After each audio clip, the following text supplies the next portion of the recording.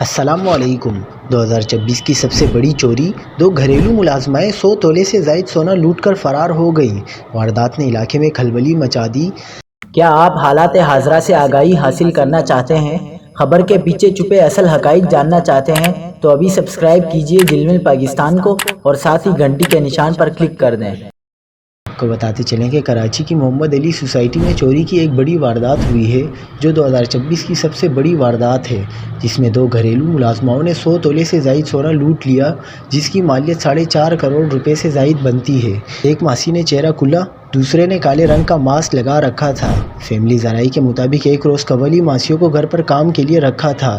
Family کے مطابق building کے چوکیدار کی ضمانت پر ماسیوں کی نوکری دی گئی تھی۔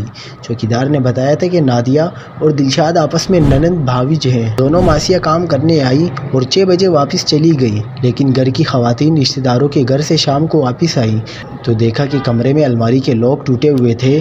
گھر کے فرش پر سونے کے زیورات کے ڈبے پڑے ہوئے تھے، جن میں سے سونے کے 6 سیٹ، انگوٹھیاں اور کڑے چوری ہو گئے تھے۔ ایک اندازے کے مطابق چوری ہونے والے سونے کے زیورات 100 تولے سے زائد تھے۔